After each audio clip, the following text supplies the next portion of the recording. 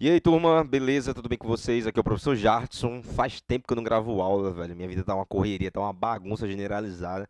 Tô tentando me organizar para manter o curso aí ativo, as aulas ativas, beleza? Para começar hoje, tem o material disponível. Aumentou um pouquinho, R$ 15 é o material, com todos os slides que a gente trabalha aqui nas aulas e as próximas aulas também, com ficha de questões e com a apostila. Se você é interessado, por favor, entre em contato, vou botar aqui no número do WhatsApp na descrição do vídeo. Você fala lá, eu vou te colocar num grupo para você ter acesso a todo o material, beleza? E também, claro, você tem que curtir e compartilhar esse vídeo, que é importante, né? Porque você curtindo já dá aquela força para mim. Eu estou fazendo esse curso gratuito, né? Só essa única força que eu vou querer de você. Vai ter todo o material aqui para você, beleza?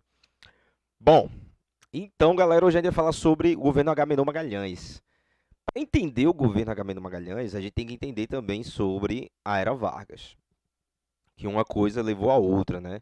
Agamenon Magalhães é fruto da Aliança Liberal, né? Consequentemente, vai se alinhar a Vargas e o período de governo dele vai ser muito marcante aqui em Pernambuco, né? Que vai ser ali no período Estado Novista, que vai ser o período que Vargas vai ficar o Estado Novo e Agamenon Magalhães vai governar Pernambuco, beleza? Então, para entender Agamenon Magalhães, a cabeça dele, como é que ele pensava, como ele a gestão de governo dele, temos que entender também a Era Vargas. Então, vou passar, dar uma pincelada aqui sobre a Era Vargas, passar um pouco sobre o conteúdo da Era Vargas para você relembrar. Tem aulas anteriores aí nesse canal mesmo, falando sobre a Era Vargas.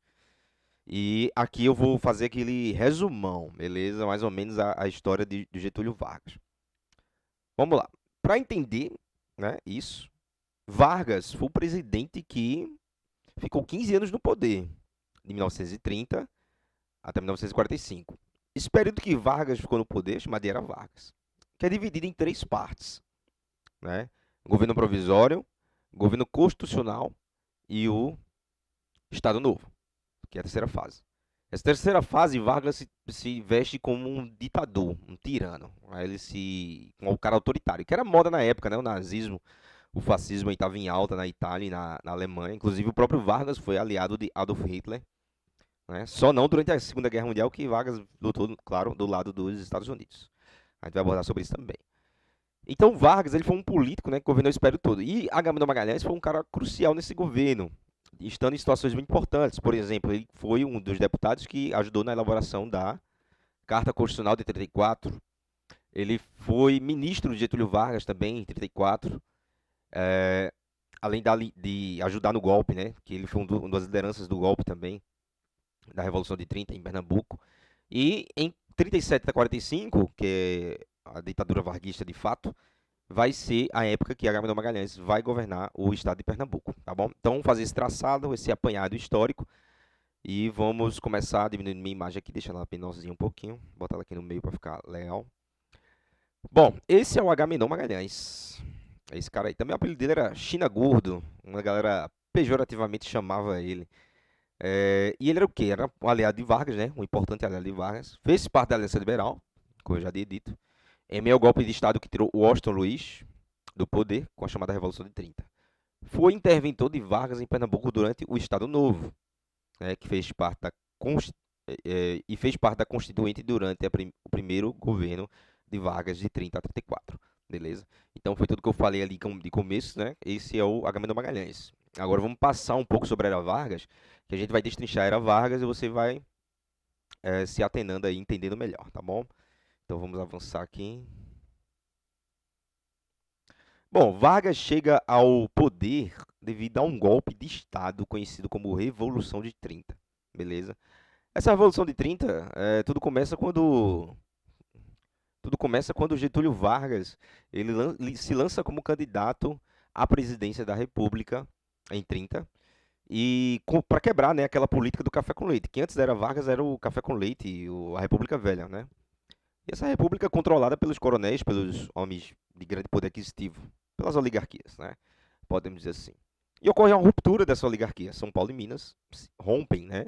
Formando assim a Aliança Liberal, né? E essa Aliança Liberal era formada por Rio Grande do Sul, que é o estado de Getúlio Vargas, Paraíba, que é o estado de João Pessoa, e, claro, o estado de Minas Gerais, que é uma das potências que, né, se desvincula a São Paulo, né? Corta esse vínculo com São Paulo.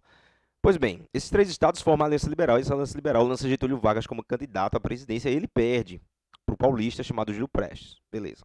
Vargas perdeu. Só que logo depois ocorre um fator muito crucial, né?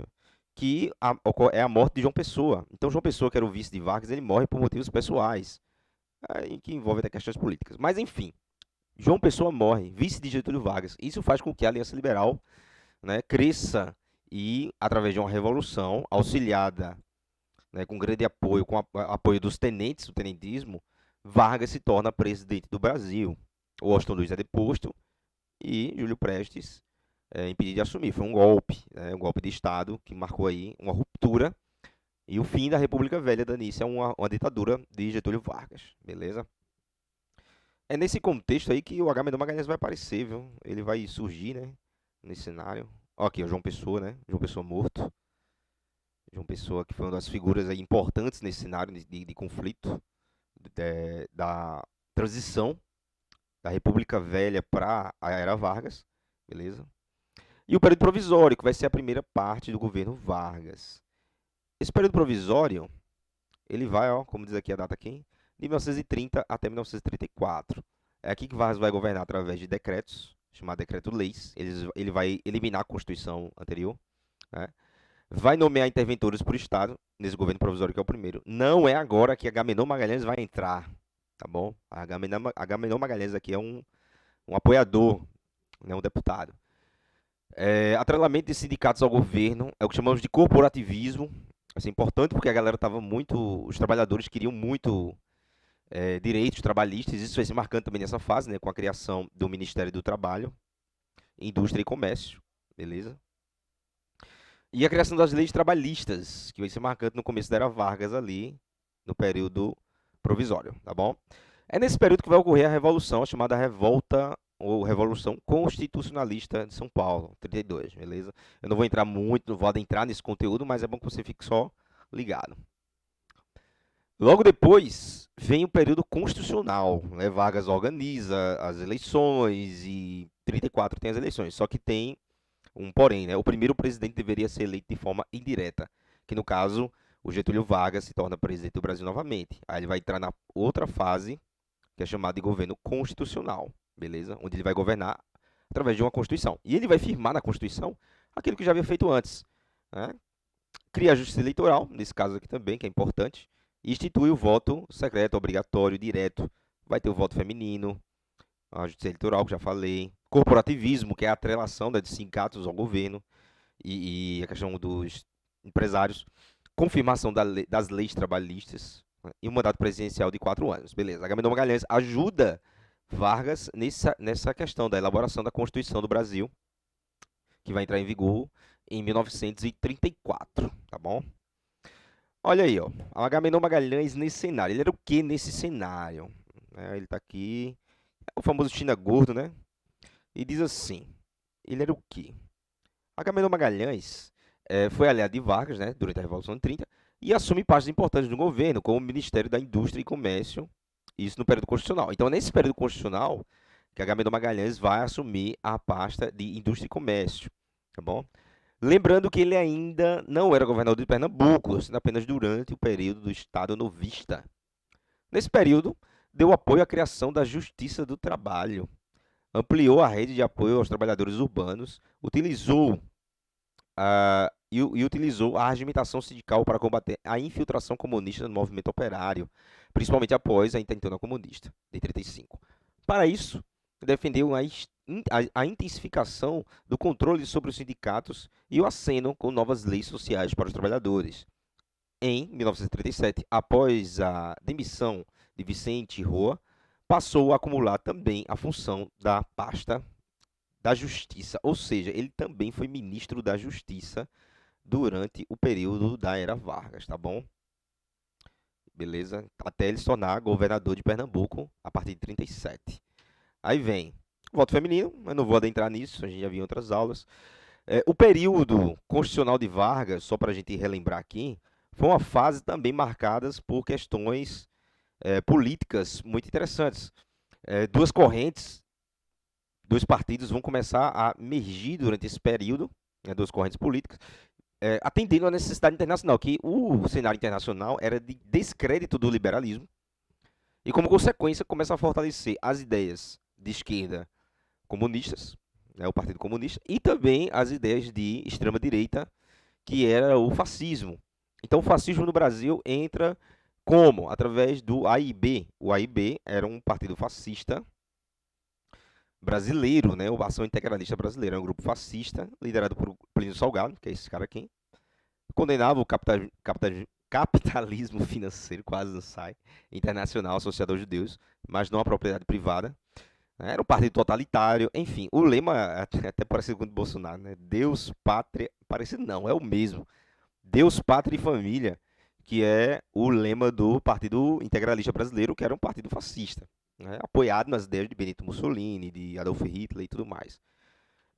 Também tinha grupos da igreja que patrocinavam, que apoiavam esse movimento, era o comunismo ateu, como tem no próprio slide aí, a classe média alta, empresários, imigrantes, enfim, um grupo de pessoas que apoiavam esse partido, que perseguia o quê? Que pregava a luta contra imigrantes, nordestinos, negros, judeus, ciganos e homossexuais. Então é um partido fascista brasileiro, os camisas verdes, que vão fazer parte desse período aí da história do Brasil, que é o governo constitucional da Era Vargas, beleza? Aí vem a esquerda, que era a ANL, era justamente um partido formado por representantes da esquerda em geral e simpatizantes, tá bom? Defendia o não pagamento da dívida externa, a reforma agrária, respeito às liberdades individuais, direito à greve, imprensa livre, nacionalização das empresas estrangeiras e um governo popular. Era a ideia. E o líder desse movimento era o Luiz Carlos Prestes, né, que acabou sendo preso aqui, como mostra na própria imagem.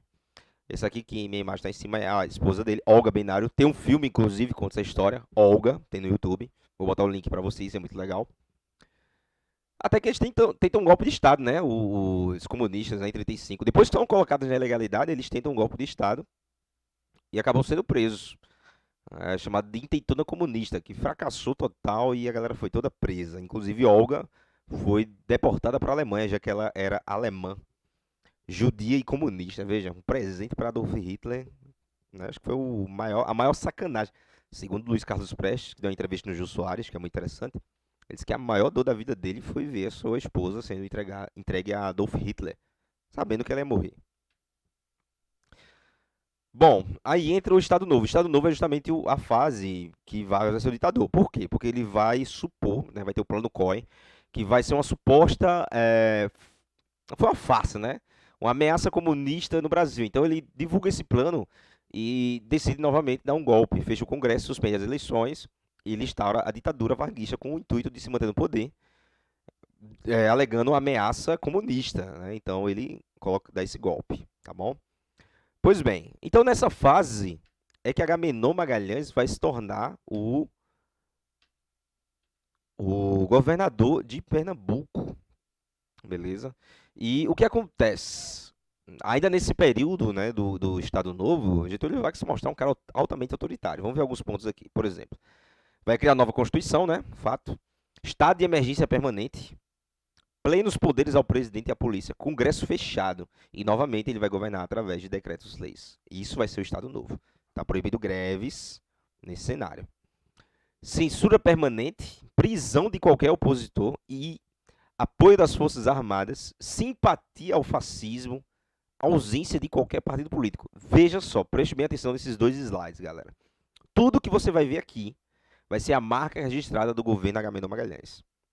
Tudo que está relacionado ao Estado Novo vai acontecer também em Pernambuco. Corporativismo, controle do Estado, perseguições, prisões arbitrárias, tudo isso aí vai ser a marca do governo Agamenon Magalhães em Pernambuco. E é a mesma ideia do Estado Novo.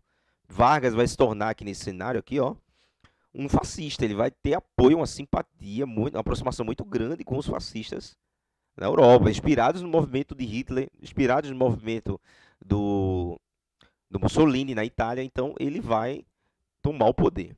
Claro que o próprio Partido Integralista, que era fascista, os camisas verdes, tentaram dar o golpe também, né? Não acreditaram muito em Vargas e tentaram uma intentona integralista, né? Os fascistas aí dos camisas verdes. Só que fracassa, né? Dá errado e o Plínio Salgado, que é o líder, ele vai ser exilado em Portugal, como diz aí no próprio slide. Queima bandeiras foi um ritual também de Vargas, né? Essa ideia de unidade nacional contra a questão dos estados, porque os estados na República Velha eram muito fortes. E Vargas foi um cara que tentou não, que conseguiu centralizar, era muito centralista, fazer do governo federal forte frente aos estados. Esse ritual queima-bandeiras foi um exemplo disso, que ele queima a bandeira dos estados, enquanto a bandeira nacional é hasteada. E o Brasil vai para a guerra, não é? Só que não do lado dos dos alemães, como eram seus aliados, e sim dos Estados Unidos. Vou ser bem breve aqui, para a gente não perder muito tempo. Então, vai para a guerra com quem, né? Do lado dos aliados. Estados Unidos, França e Inglaterra. Tá bom? Então, o Brasil manda soldados, cerca de 15 mil soldados, vão para a guerra na Europa. E o Brasil entra nesse conflito, inclusive cria um slogan, né? Que é a cobra vai fumar, que tem uma cobra fumando, como mostra aqui nesse próprio slide aqui. Beleza? A cobra que foi o símbolo dos pracinhas, né? Por que esse símbolo? É engraçado essa história, porque Hitler ele duvidou do Brasil entrar na guerra. Disseram o Brasil estava neutro, né? E começaram a conversar, o Brasil começou a ter diálogo com os Estados Unidos, graças a Oswaldo Aranha. E disseram a Hitler que o Brasil possivelmente entraria na guerra. Só que Hitler disse, é mais fácil uma cobra fumar. Então essa história se espalhou pelo Brasil e os soldados brasileiros decidiram usar a cobra fumando para participar da guerra, né? As forças expedicionárias brasileiras. Eu disse 15 mil homens, na verdade foram 25 mil homens, viu? Bom, então essa Segunda Guerra Mundial estabelece uma contradição. Vargas, inclusive, vai sair do poder por causa dela. Justamente pelo fato de ele pregar uma luta contra o fascismo na Segunda Guerra Mundial e, ao mesmo tempo, ser um fascista. Então, isso faz com que ele estabeleça uma contradição. Então, os militares que retornam da guerra obrigam Vargas a sair. Beleza? Ele sai do governo e inicia a fase de transição que leva à redemocratização, ao período conhecido como populista. Depois Vargas volta de novo. Tá bom? Volta de novo e depois se mata. Tá bom? Que vai ser na era populista. Pois bem, agora vamos para o Agamenon Magalhães. Vamos ser mais específicos agora. Vamos pegar a fase do Agamenon para ser bem mais claro. Esse é o Agamenon. Agamenon ele nasceu em Serra Talhada, em 5 de novembro de 1893 e morreu de 24 de agosto de 1952. É formado em Direito. Além disso, ele era professor também, professor de Geografia, ele é geógrafo. Outra informação interessante que não está aqui, né? Foi parlamentar em 1933, durante a Constituinte, né, como eu falei. A Constituição, ele foi um dos caras que ajudou a elaborar, né? Já falei isso aqui também em outros momentos, né? A participação da Aliança Liberal. Foi convidado para assumir a parte de trabalho Indústria e Comércio, beleza? Assim, em 34 também. Aí depois a parte da Justiça, como eu já falei anteriormente. Como é que ele vem parar em Recife e se torna governador? Ele vai ter conflitos com Lima Cavalcante. Lima Cavalcante, foi um dos articuladores, um dos maiores representantes na Revolução de 30 em Pernambuco. Beleza? Um usineiro e tal. E esse cara, ele é inimigo de Agamenon Magalhães. Então tem uma disputa política, um conflito político entre Agamenon e Lima Cavalcante, no estado de Pernambuco. Lima Cavalcante, então, é deposto e Getúlio Vargas indica Agamenon Magalhães para se tornar governador de Pernambuco. Então ele assume o estado de Pernambuco em 1937, beleza? É o chamado Estado Novo de Vargas. Então ele se torna representante e governador do estado justamente nesse período, de 37 até o ano de 1945. E utilizava um jornal chamado Diário da Manhã, né, para controlar, né, para controlar a população. Ele era um jornal vinculado ao governo. Ele inclusive se comunicava com as pessoas através desse jornal, perguntas, né, e tudo mais. Aí vem aqui, ó. Em 46, Agamenon volta ao Congresso como deputado constituinte. Dali sai em 1950 para ser governador de Pernambuco, novamente eleito pelo povo. Em agosto de 52, morreu em Recife, vítima de um infarto. Então, esse é o cenário de Agamenon, e ele morre, inclusive, como governador de Pernambuco, tá bom? Ele foi um dos criadores da chamada Lei Malaya, veja só. Ele governa Pernambuco, o seu governo, né, ele foi marcado pelo quê, basicamente? Antes de explicar essa Lei Malaya, vamos abordar, né, como foi mais ou menos o governo de Agamenon. Esse aqui é o professor da Universidade Federal, eu acho que já está aposentado, não sei, Michel Zaidan. Michel Zaidan ele foi um dos maiores pesquisadores e escritores da história do Agamenon Magalhães, né, do governo Agamenon Magalhães, da história do Brasil e da história do Pernambuco. Então, Michel Zaidan, ele faz uma análise bem interessante. Vamos fazer aqui, ó. Vou pegar o apontador, o laser, fica mais claro. A obra administrativa de Magalhães pode ser dividida, primeiro, pela busca desenfreada do consenso máximo na sociedade pernambucana, a partir de uma falsa imagem de paz e harmonia social no Estado. Então, ele pregava uma falsa ideia de harmonia social, beleza? Então, era uma coisa que ele expunha muito. Objetivo perseguido através de uma feroz repressão aos adversários, críticos, comunistas, prostitutas, afro-brasileiros, vadios e homossexuais. Ou seja, Agamenon Magalhães ele limpou o centro do Recife, tirando essa galera da rua, velho. Inclusive, prendia travestis, ocorria perseguições. é, ele destruiu os cortiços na cidade. Foi o influenciador da criação das favelas, de certa forma. Por quê? Porque ele destruindo os cortiços, a galera não tinha para onde, não tinha aonde morar, então construíam as favelas. Então ele foi um cara que impulsionou a construção das favelas, limpou a cidade, né, de certa forma. Isso é uma maneira muito negativa, claro, perseguição. Ele tentou trazer essa imagem de paz e harmonia, claro que através de perseguição está completamente errado. Então, foi mais ou menos aí o cenário dele. Aí, continuando a leitura, o governo Agamenon também combateu o cangaço e realizou obras contra a seca. Seu programa de erradicação dos mucambos, habitações insolúveis, teve forte impacto entre as populações pobres, apesar das críticas de Gilberto Freire e Manuel Bandeira, seus adversários na intelectualidade. Então, Agamenon Magalhães, como eu falei aqui, né, essa erradicação dos mucambos foi uma coisa muito complexa porque destruiu os mucambos, mas empurrou a população mais pobre para outros setores. Então, foi mais ou menos o cenário que ele deixou em Pernambuco desse período. Deixa eu voltar aqui esse slide, né? Ele também foi responsável já no final do seu governo, viu? Ele criou a chamada Lei Malaya. E ele foi o responsável pela transição do governo Vargas, já era Vargas, para a era populista, tá bom? Foi ele que criou as leis relacionadas ali ao processo de transição, a questão partidária, questões políticas e conduziu a Justiça do Trabalho nesse processo de condução de governo, tá bom? Então, Agamenon Magalhães é importante e criou leis antitruste. Teve a Lei Malaya, importante, e a Lei Antitruste, que a gente vai ver ela também daqui a pouquinho, beleza? Aí vamos ver aqui, ó. Em janeiro de 45, Agamenon Magalhães foi novamente chamado por Getúlio para a pasta da Justiça. Isso, já no final do governo do Estado Novo. Mas dessa vez Getúlio não preparou o fechamento das instituições, como em 37, e sim a democratização. Como titular da pasta, Agamenon aprovou o novo Código Eleitoral, chamada de Lei Agamenon. Veja, já estava no governo de Vargas. E convocou as primeiras eleições livres do Brasil, com autorização para funcionamento dos partidos políticos e pleito direto para presidente da República, para a presidência da República. Ou seja, ele foi um cara que marcou nessa fase de transição, foi um cara super importante e que tirou o poder, querendo ou não, das elites. Assim trouxe uma certa democracia de fato. Continuando. No entanto, a tentativa de aprovar a lei antitrust, agora vamos anotar aqui esse ponto aqui, ó. Veja, lei Malaya é uma coisa, tá bom? O Código Eleitoral, assim, a lei Agamenon, né? E a lei cadê? Lei antitrust, tá aqui, tá bom? Que foi chamada lei Malaya. Veja, lei Malaya e a lei antitrust é a mesma coisa. E a lei Agamenon é referente ao Código Eleitoral. Aí diz assim, né?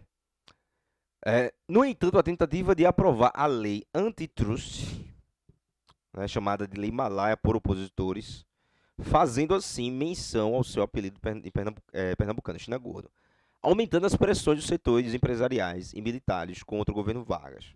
Vamos entender o que foi essa lei Malaya ou antitrust.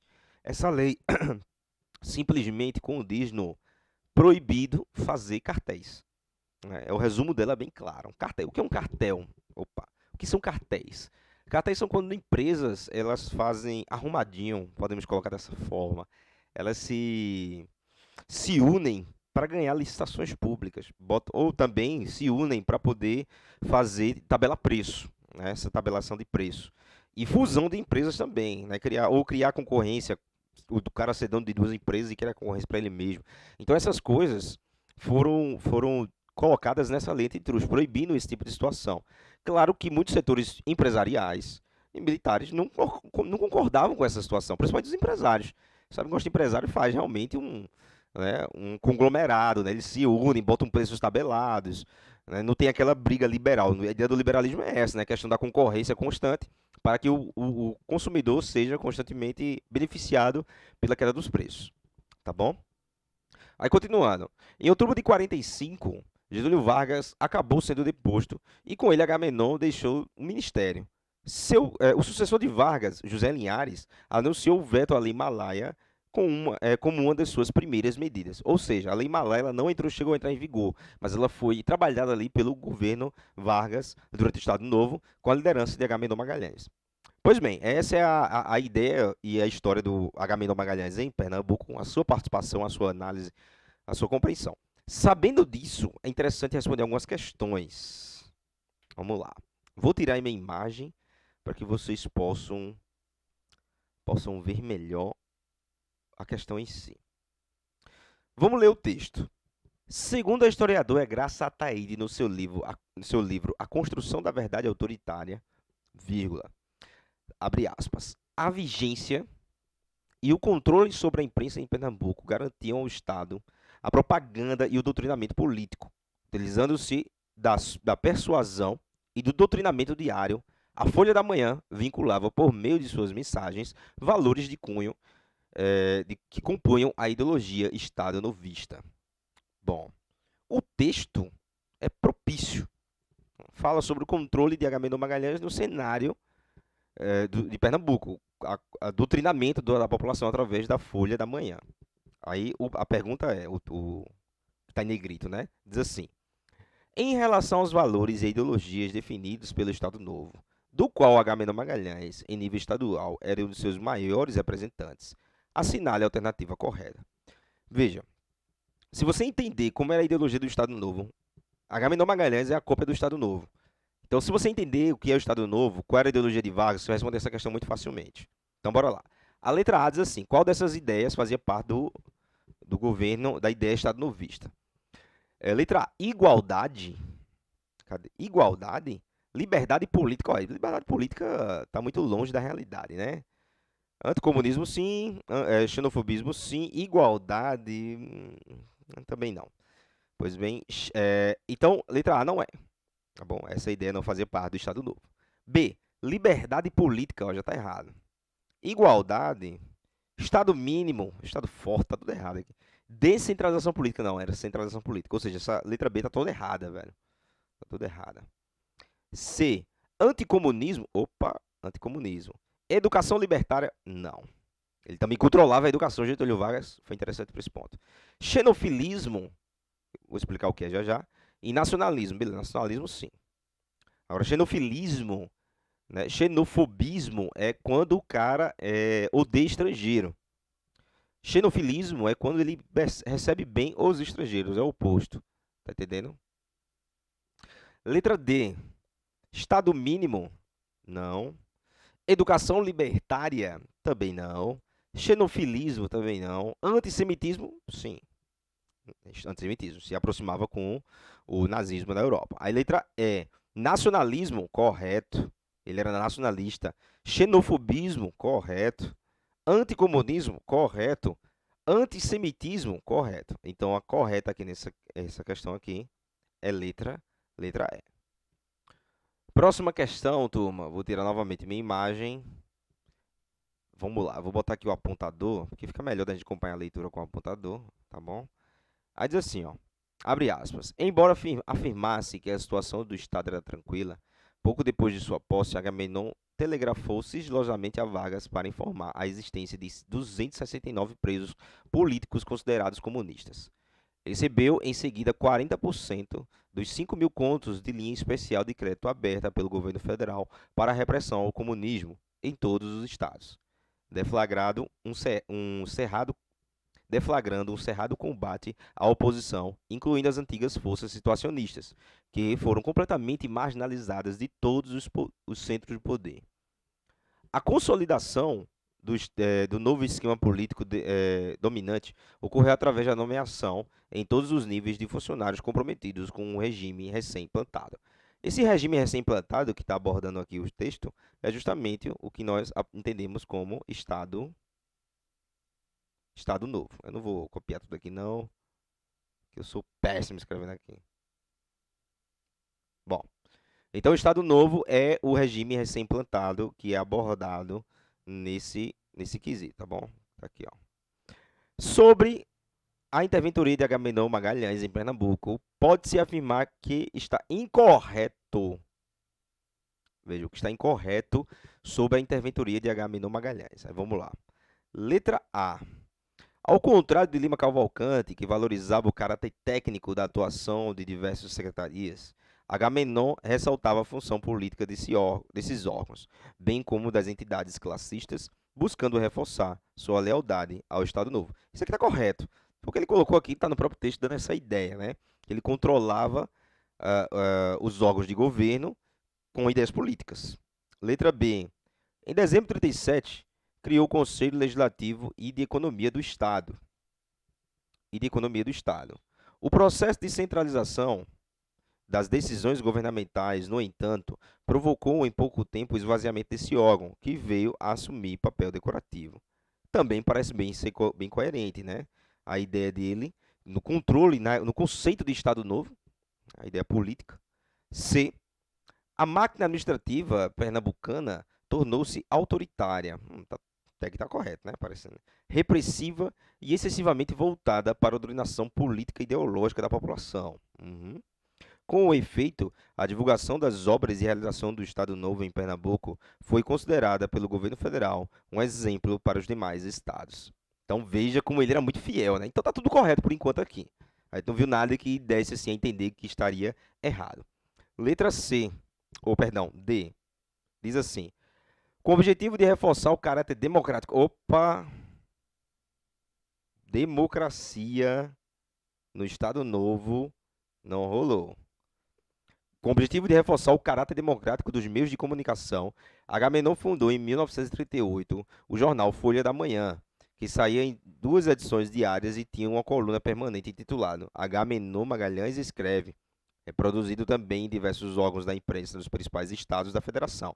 Ou seja, essa aqui, por ter a ideia de caráter democrático, então elimina ela, letra D, e ela seria a correta a marcar. A letra E.